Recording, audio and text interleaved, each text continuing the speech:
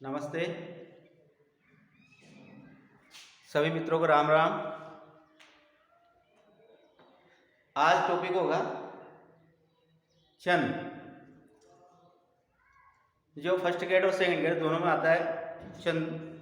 तो वह टॉपिक लेते हैं आज। और छंद को आप बिल्कुल भी कठिन नहीं मानो। छंद बिल्कुल सीधे है। बस दो चार पहचान ऐसी है कि छंद का निर्धारण कैसे करें कि वो मात्रिक है या फिर वर्णिक छंद है। तो इसके लिए अब केवल 4-5 पहचान चिन्ह ऐसे है, बस उनको याद करो और छंद बिल्कुल ही सही जाएगा। छंद में किसी प्रकार की कोई परेशानी नहीं आएगी। मैं बिल्कुल कोशिश करूंगा कि आपको छंद इस तरह से समझाने की कोशिश करूंगा, किसी प्रकार से कोई गलती नहीं हो छंद में। कृपया ध्यान से सुने और ध्यान से देखें और प्रत्येक चीज को समझने की कोशिश करें। मैं पूरी कोशिश करूंगा कि आपको समझा है और ऐसी कोशिश करूंगा कि आपको दूसरे वीडियो या दूसरे कहीं से भी देखने की समझने की आवश्यकता नहीं पड़े। इस प्रकार से मैं पूरी कोशिश करूंगा आपको समझाने की।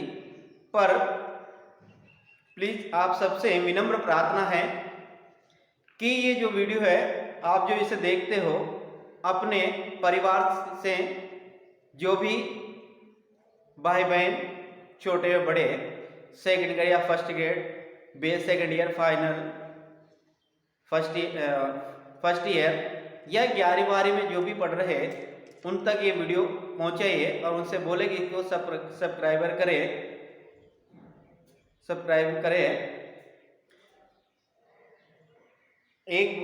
क्योंकि आपका एक बार सब्सक्राइबर करने से, लाइक करने से मेरा हौसला और ज्यादा बढ़ेगा। देखिए तो आज पढ़ते हैं अपन छंद। आज पढ़ेंगे छंद। देखिए छंद पहला है कि फर्स्ट ग्रेड में कौन कौन से छंद आए और सेकंड ग्रेड में कौन कौन से छंद है और फर्स्ट ग्रेड में कौन कौन से छंद है। इसको आप एक बार ध्यान से देखिए, सिलेबस समझते हैं। तो फर्स्ट ग्रेड में 1 2 3 4 5 6 और 7 छंद है। कितने? 7 है।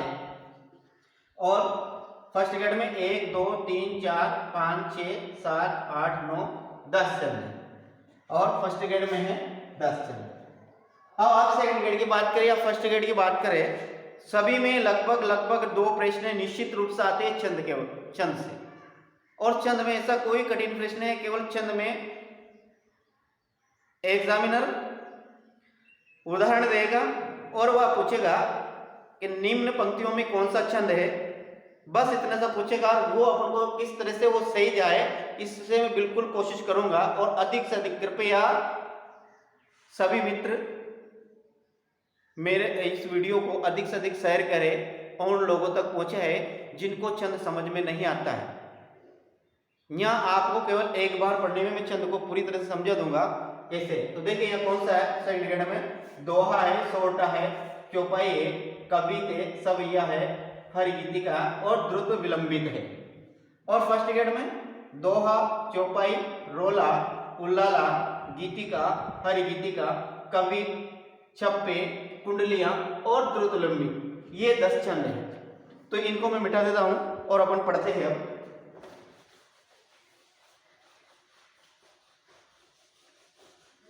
इसका पहले 2 टॉपिक खत्म हो गए, एक था गुण और एक थे शब्द शक्ति। ये चौथा वीडियो है। देखिए आप छंद क्या है। छंद का वही शाब्दिक अर्थ देखते हैं। पहले अपन लिखिए आप भी साथ साथ में, तो और अच्छा रहेगा। छंद का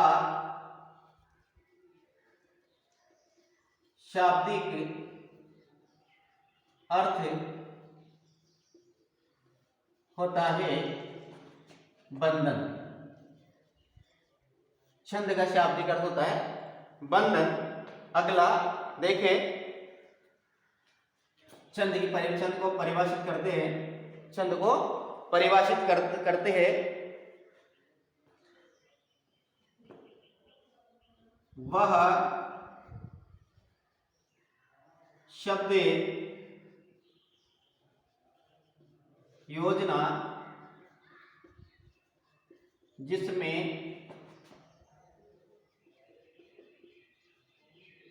मात्राओं व वर्णों की मात्रा व वर्णों की निश्चित मात्रा वर्णों की निश्चित संख्या हो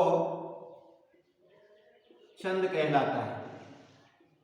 छंद कहलाता है वह शब्द योजना जिसमें मात्रा व वर्णों की निश्चित संख्या हो वह छंद कहलाता है। यह हुई छंद की परिभाषा।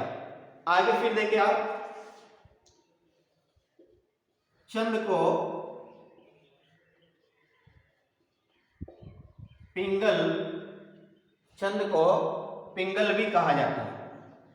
पिंगल भी कहा जाता है। छंद को पिंगल भी कहा जाता है। यहाँ आपके यहाँ से शायद कोई प्रश्न नहीं आएगा, फिर भी देखिए आप, छंद को पिंगल भी कहा जाता है और छंद शास्त्र के प्रणेता। अगला है छंद शास्त्र के प्रणेता। छंद शास्त्र के प्रणेता महर्षि पिंगल माने जाते हैं। छंद शास्त्र के प्रणेता महर्षि पिंगल माने जाते हैं। फिर आगे देखें,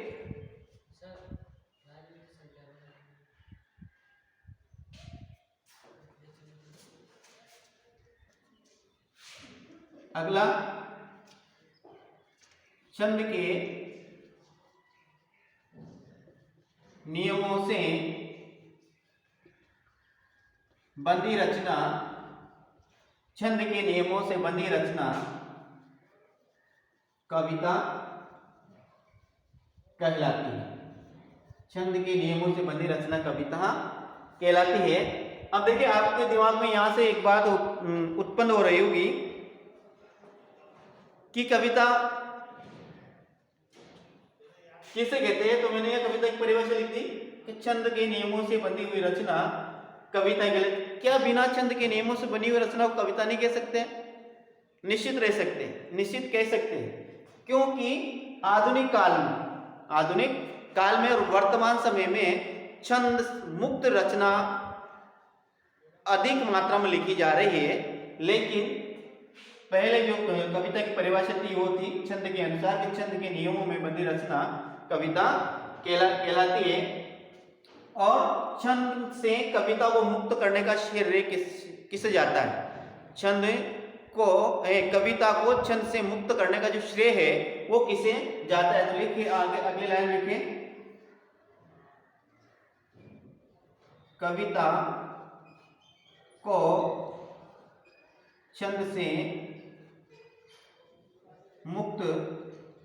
मुक्त करने का काम निराला ने किया। कविता को छंद से मुक्त करने का काम निराला ने किया सर्वप्रथम। यानी कविता को छंद से मुक्त किसने किया? वो किया निराला ने। यह जरूर प्रश्न बन जाता है कि कविता को छंद से मुक्त करने वाले कौन सा कवि है? तो वह निराला जी, यानी सूर्यकांत त्रिपाठी निराला, जिनका पूरा नाम है सूर्यकांत त्रिपाठी निराला।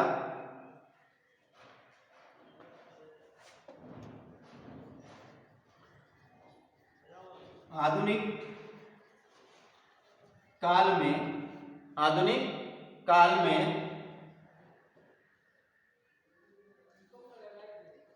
छंद मुक्त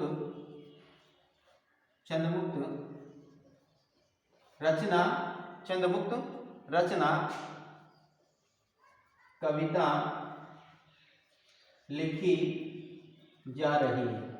छंदमुक्त कविता लिखी जा रही है। आधुनिक काल में छंदमुक्त रचना या कविता भी लिखी जा रही है। आगे हिंदी में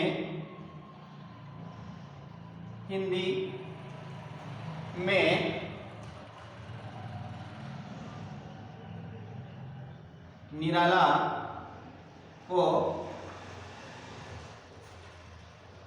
केंचुआ या रबड़ छंद का प्रवर्तक माना जाता है। हिंदी में निराला को केंचुआ अथवा रबड़ छंद का प्रवर्तक माना जाता है। प्रश्न बन सकता है कि केंचुआ रबड़ छंद के प्रवर्तक किसे माना जाता है? तो माना जाता है आचार्य क्या? सूर्यकांत त्रिपाठी निराला को। और कविता को छंद से मुक्त किसने किया? तो भी सूर्यकांत त्रिपाठी निराला ने किया। छंद का शाब्दिक अर्थ देख लिया। छंद का शाब्दिक अर्थ है बंधन, और वह शब्द योजना जिसमें मात्रा और वर्णों की निश्चित संख्या हो छंद कहलाता है। छंद को पिंगल भी कहा जाता है, और छंद शास्त्र की जो प्रणेता है वो महर्षि पिंगल माने जाते हैं। और छंद के नियमों से बंधी रचना कविता कहलाती है। कविता को छंद से मुक्त करने का काम या कविता को छंद से मुक्त करने का श्रेय सूर्यकांत त्रिपाठी निराला को दिया जाता है। आधुनिक काल में छंद मुक्त रचना या कविता लिखी जा रही है, और हिंदी में निराला को केंचुआ या रबड़ छंद का प्रवर्तक माना जाता है। आगे इनको मैं मिटा देता हूं। आगे लिखिए,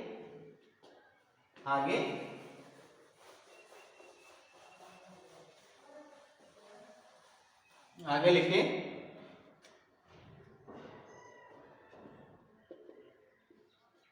प्रयोगवाद वे नई कविता। प्रयोगवाद व नई कविता में छंद मुक्त या अतुकान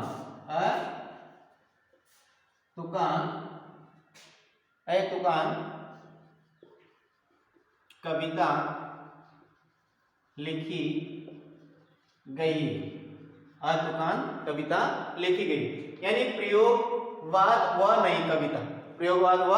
नई कविता में छंदमुक्त या अतुकांत रचना है लिखी गई है। ये था छंद के बारे में साधारण बातें जो मैंने आपके सामने स्पष्ट कर दी है। पहले अपन ने लिखा छंद के शाब्दिक अर्थ देखा, छंद का अपन ने शाब्दिक अर्थ देखा, बंधन देखा, फिर अपन ने छंद की परिभाषा देखी। वह शब्द योजना जो निश्चित वर्णों या मात्राओं से बंधी हुई होती है उसे छंद कहा जाता है। फिर आगे देखा कि छंद को पिंगल भी कहा जाता है, और पिंगल शास्त्र के जो प्रणेता है वो महर्षि पिंगल को माना जाता है। फिर आगे लिखा कि छंद के नियमों से बंधी हुई रचना को कविता कहा जाता है। लेकिन यहाँ एक प्रश्न उठता है कि क्या छंदों से मुक्त रचना कविता नहीं कहलाती है? तो छंदों से मुक्त रचना भी वर्तमान समय में कविता कहलाती है, क्योंकि वर्तमान समय में जो अधिकतर कविता लिखी जा रही है वो छंद से मुक्त लिखी जा रही है, अतुकांत लिखी जा रही है। इसके बाद फिर आता है कविता को छंद से मुक्त करने का श्रेय किससे जाता है? तो जाता है निराला को, अर्थात सूर्यकांत त्रिपाठी निराला को। फिर इसके बाद अपन लिखा कि प्रयोगवाद एवं नई कविता छंद मुक्त या अतुकांत लिखी गई है, और निराला को हिंदी में रबड़ या केंचुआ छंद का प्रवर्तक माना जाता है। ये अभी तक अपन ने देखा है। अब मैं आपको आगे समझाने की कोशिश करूंगा कि छंद में कौन कौन सी बातें या कौन कौन सी बातें आप याद करनी है, जिससे अपन को ये मालूम पड़ जाए कि छंद का निर्धारण किस प्रकार से किया जाए। इसमें आपको क्या याद करना है? एक तो वर्ण, मात्रा, इन दो को ध्यान रखना है कि कौन से वर्ण गुरु माना जाएगा, कौन सा वर्ण लघु माना जाएगा, कौन सी मात्रा दीर्घ मानी जाएगी, कौन सी मात्रा लघु मानी जाएगी। यदि आपको ये बात याद होगी तो निश्चित रूप से आपका छंद किसी भी प्रकार से गलत नहीं जाएगा। तो कृपया इस बात को आप ध्यान से सुने। और एक बार प्लीज मैं आपसे फिर कह रहा हूं कि यह वीडियो उन लोगों तक जरूर पहुंचाइए जो ऑफलाइन कोचिंग नहीं कर सकते हैं। मैं कोशिश करूंगा ऑनलाइन के माध्यम से ऑफलाइन पढ़ रहे ऐसा मैं आपको निश्चित रूप से महसूस करा दूंगा। तो उन लोगों तक ये बिल्कुल शेयर करें और उनसे बोले कि इस चैनल को सब्सक्राइब करें और प्लीज़ लाइक करें, और इसमें कोई गलती है तो मुझे कमेंट करके बताएं। अब देखिए, आप लिखे छंद विधान को समझने के लिए हम कुछ बातें या कुछ शब्दों को यहाँ पर समझते हैं। इस लाइन को मैं मिटा देता हूं। देखिए आप, छंद विधान को समझने के लिए, छंद विधान को समझने के लिए कुछ शब्दों को समझिए, कुछ शब्दों को समझिए। वे कौन कौन से? पहला है मात्रा है, दूसरा है वर्ण है, दूसरा, केवल आप ये दो चीजें समझ गए तो यहीं से छंद का निर्धारण होता है कि दोहा कौन सा है, सोटा कौन सा, चौपाई क्या है, हर गीतिका कैसे, कवित क्या है, सवैया क्या है, द्रुतलंबित क्या है, या वंशस्थ क्या है, या चप्पे क्या है, रोला क्या है, उल्लाला क्या है। ये सब आपको वे यानी कि छंद होता है वो मात्रा और वर्ण पर ही टिका हुआ। ये बात अच्छी तरह से कंठस्थ या अपने मस्तिष्क में डाल कि छंद केवल वर्ण और मात्रा का ही काम है। यदि आपको वर्ण और मात्रा गिनना अच्छी तरह से आ गई तो निश्चित रूप से इसमें से कोई भी क्वेश्चन गलत नहीं जाएगा। अब कैसे? पहले देखिए मात्रा क्या है, मात्रा क्या है। देखिए मात्रा, हो सकता है ये वीडियो थोड़ा सा बड़ा हो जाए, आधा घंटा का हो जाए, लेकिन वीडियो को अंत तक देखना। बिल्कुल ये कि ये आधा घंटा या जो भी बनेगा, आधा घंटा 40 मिनट का, 25 मिनट का, 35 मिनट का वीडियो बनेगा। इसमें आपको छंद से संबंधित जितनी भी भ्रांतियां हैं, जितनी भी समझ के बाहर चीजें, उनको बिल्कुल मैं आपको क्लियर कर दूंगा आज में। देखिए यहाँ पर मात्रा है, तो मात्रा किसे कहते हैं पहले देखते हैं। मात्रा किसे कहते हैं? देखिए स्वर के उच्चारण, स्वर के उच्चारण में लगे समय को मात्रा कहते हैं। स्वर के उच्चारण में लगे समय को मात्रा कहते हैं। यानी कुछ स्वर ऐसे होते हैं जिसमें कम समय लगता है, और कुछ स्वर ऐसे होते हैं जिनको उच्चारण करने में अधिक समय लगता है। अब